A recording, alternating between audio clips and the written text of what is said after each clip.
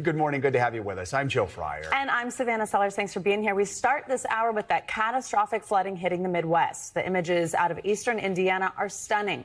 Parts of that state have received a foot of rain in less than 2 days, flooding cars, homes, and businesses. The fast rising floodwaters caught many people by surprise. Emergency crews were out overnight rescuing dozens who were trapped.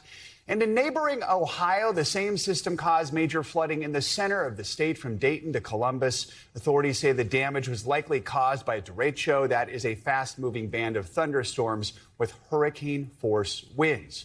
Our Angie Lastman is here with a look at the forecast. First, though, NBC News correspondent Maggie Vespa is in Cambridge City. It's about 50 miles east of Indianapolis. With the latest, Maggie, good morning. Joe, Savannah, hey there from Cambridge City. The water here rose exponentially overnight. You can see these cars mostly submerged. You can see these houses back here. And then we walk this way. I mean, this is the city's main street, and it's largely impassable. You see that Jeep driving through. That's exactly what officials don't want people to do. This is slamming a huge part of the state. We have this incredible video out of Hagerstown, Indiana, that shows people trapped inside a store with rushing water around them. Rescue crews had to use a front loader to rescue them, to get them out of there. Thankfully, that Jeep here just made it through. In Muncie, Indiana, high water rescues were stacking up throughout the day yesterday. We saw crews navigating neighborhoods in boats. We saw people wading through water, carrying pets and belongings. And to show you how high it's rising, we have video of Cambridge City from yesterday. Water was covering parts of the city. Downtown was partially submerged. Cars were stalled, but main roads were open. And that's now all covered. This is part, by the way, of a huge summer system that's been slamming the Midwest for days. Flooding has been an issue in Ohio as well. That state's governor saying someone died earlier this week because of storms, and they're expecting more rain over the weekend. Here, water levels were expected to crest this morning and possibly remain high for days. And again, more rain expected in the Midwest. So in parts of the region, guys, this could only get worse. Joe, Savannah.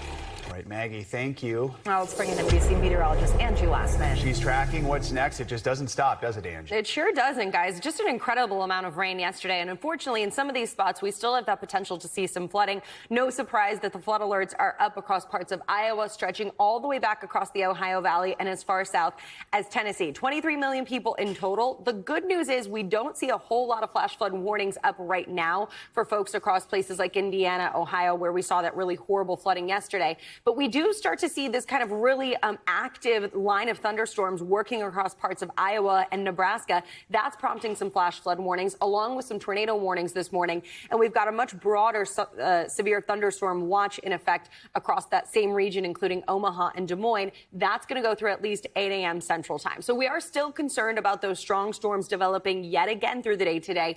And here's why. We've still got this kind of heat dome happening.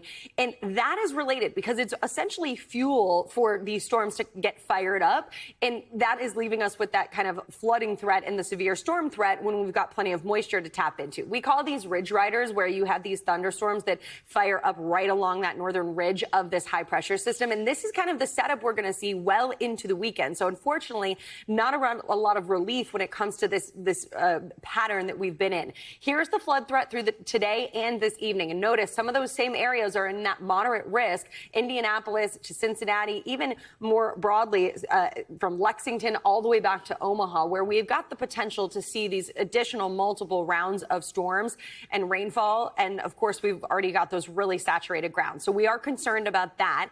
On top of that, the stronger thunderstorms that we've already seen firing up this morning. The area to watch is going to be Des Moines, stretching back to Champaign.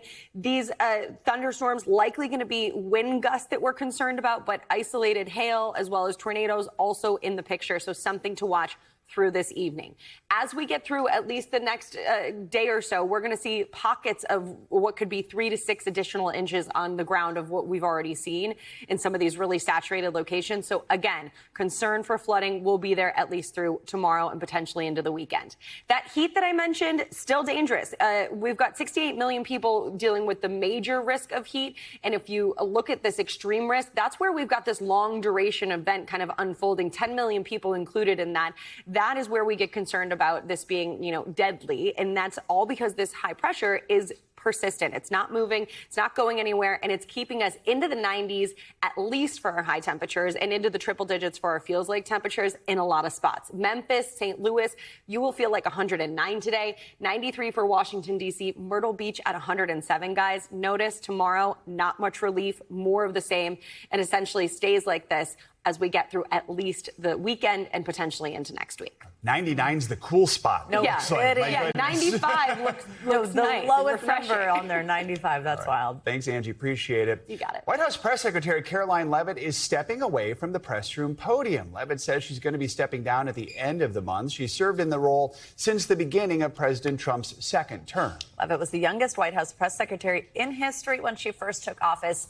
And while she may be leaving the White House, she's not quite leaving Trump's orbit. NBC News political reporter Megan Brand is here in New York with us instead of Washington. Megan, good to have you here with us. So tell us more about what we're learning about why Leavitt is stepping away from this role. Yeah, so both Leavitt and President Trump said that this was because she wanted to spend more time with her family. She had recently given birth to her second child back in May, and only then a short while ago actually came back to work at the White House. So take a look at what she said in a post to X where she explained a little bit more about why she wanted to step away. She said that since returning to the White House after the birth of her second child, she felt that she couldn't be the best mom that her kids deserved while devoting the constant time, energy, and attention required of the White House press secretary. Now, meanwhile, President Trump also put out a post to Truth Social praising Karoline Leavitt and saying that she was one of the best White House press secretaries in history. He said that she would be one of his top outside advisors,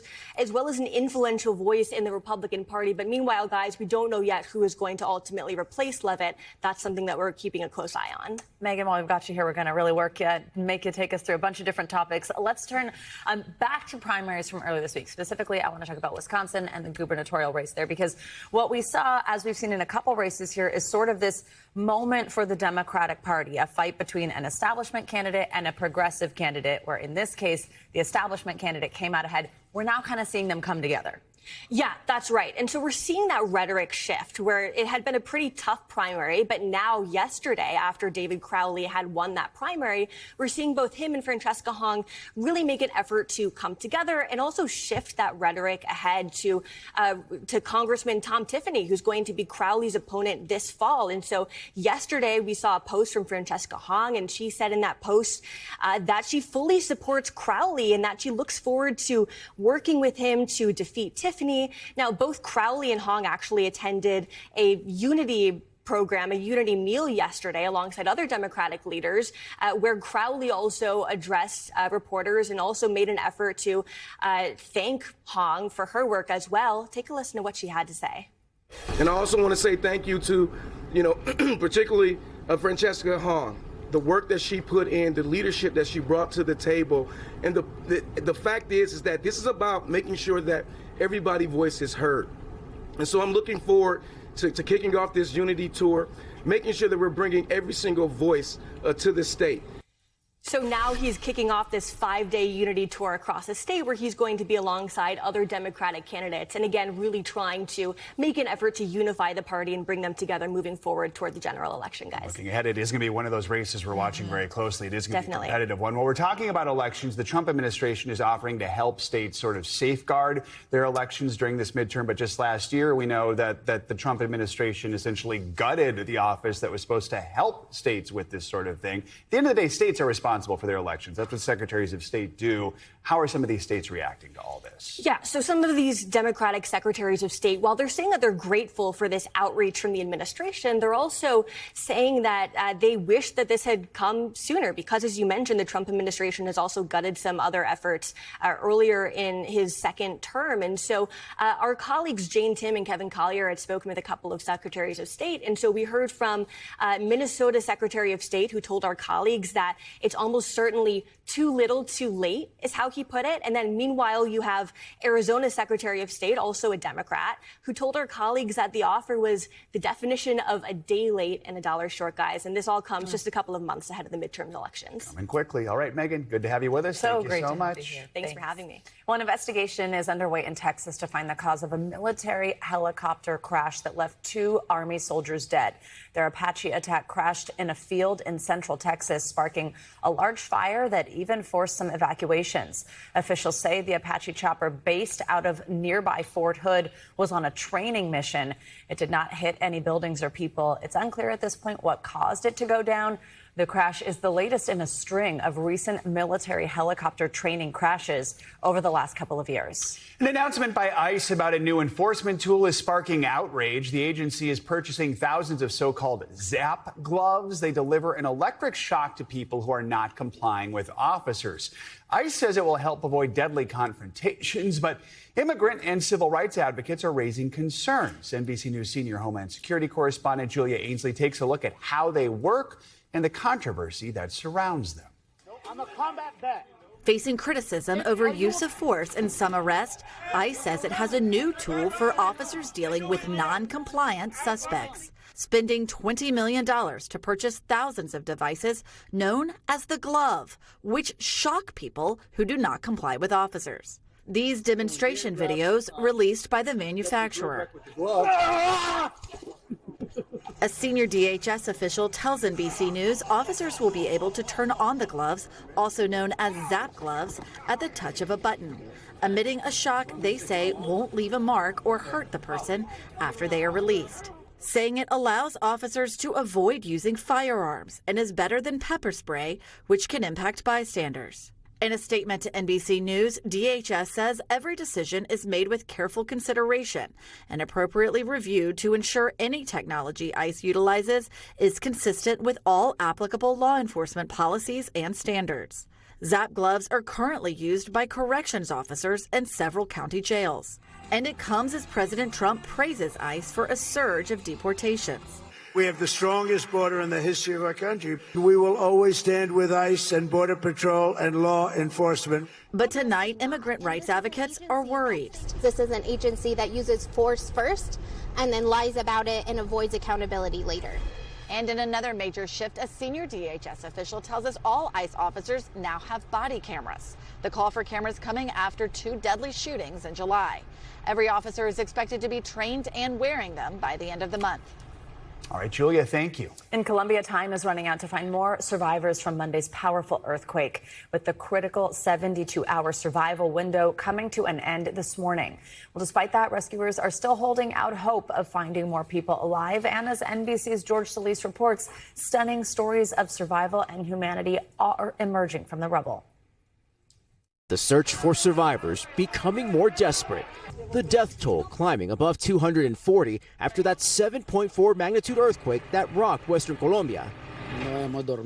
We haven't slept, this volunteer searcher tells us. None of us have. The clock is now ticking. This is the last 24 hours in that critical window to find survivors, workers doubling down efforts. Here in Cali, 23-year-old Christian Menendez is clinging on to hope that his friends will be found, even as the odds of rescuing become more slim. None of us have lost faith, he says. We're all here for them. At this clinic, Dr. Claudia Gomez says her team has cared for more than 100 injured. It's not one person. We're all a family, she tells us. Our clinic responded with everything we have. John Solarte breaking his knee when he hit the still shaking floor, grateful to be alive.